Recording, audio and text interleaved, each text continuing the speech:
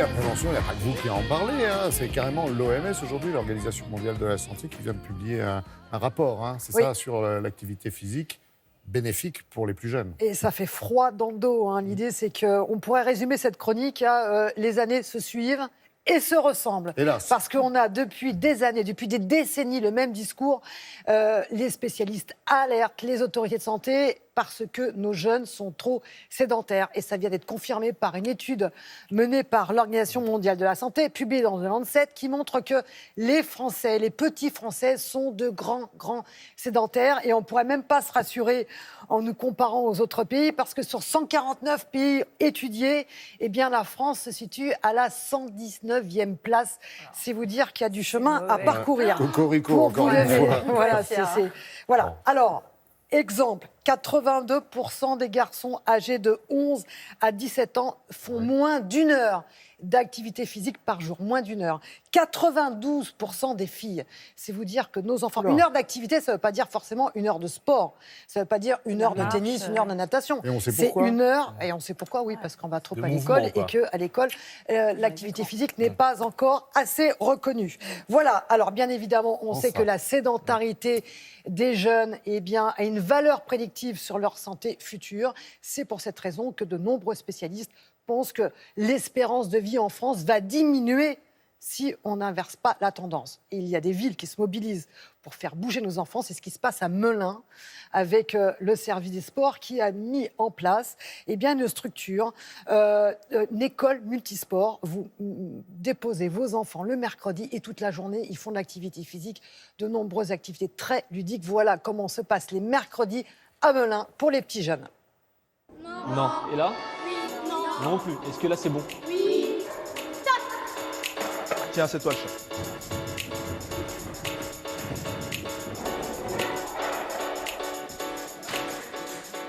On sait que l'enfant crée son capital santé entre 5 et 18 ans. Après, ce capital santé reste à peu près stable, et puis il va diminuer progressivement à partir de 30 ans. Donc, puisque les enfants bougent moins, ils vont avoir un capital santé plus faible que leurs parents ou leurs grands-parents à l'âge de 18 ans, et donc ils risquent de vivre moins longtemps, ce qui veut dire que l'espérance de vie risque de baisser. Donc vous avez compris, hein. On prend les pieds, on amène à terre. Regardez, top, top, top, top. 5. Garde-le. 6. Allez. La lutte, en fait, c'est un sport qui est très ludique. On s'amuse beaucoup, on joue, on va privilégier le jeu. On travaille donc tout l'aspect, donc la coordination, la motricité et surtout la confiance en soi, le rapport à l'autre. La tortue, elle est stable. Allez, on retourne. Ça me permet de bien dormir, ça permet d'être musclé et ça nous permet de s'amuser, de rencontrer des gens. Ça nous permet de se dépenser. Ça fait travailler les muscles. Que je suis moins fatiguée à la fin que avant que j'ai découvert le multisport.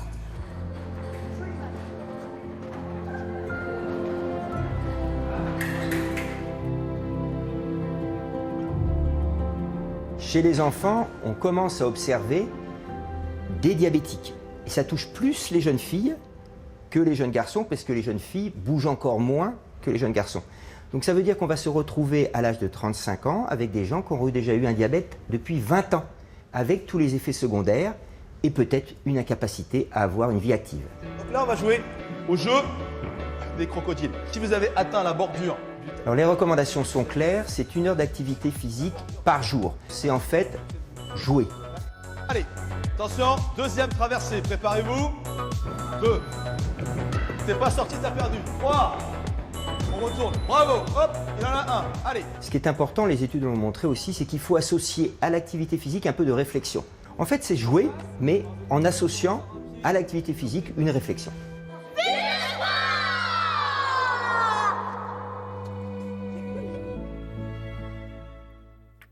Ouais, ils n'ont pas l'air martyrisés, ils rigolent. Ouais. Mais En oui. plus, c'est beau. Et j'ai cru reconnaître quand même quelques têtes de champions là, dans la salle. Oui, non ça fait plaisir.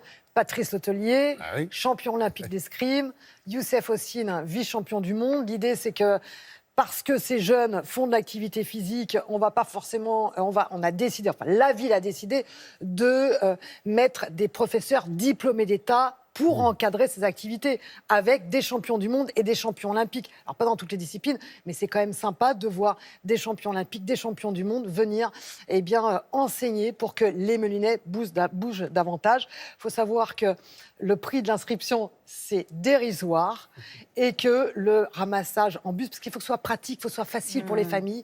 Donc, le bus prend les enfants, les ramène toute la journée, ils bougent et c'est sympa. Vous voyez, ils font les jeux du crocodile. Ah oui. Voilà, Bouge ton corps. Bouge ton corps. Il est fatigué déjà, samedi matin, J'en peux fin de plus. semaine, J'en peux et plus. celle-là, il faut la rentrer. Allez,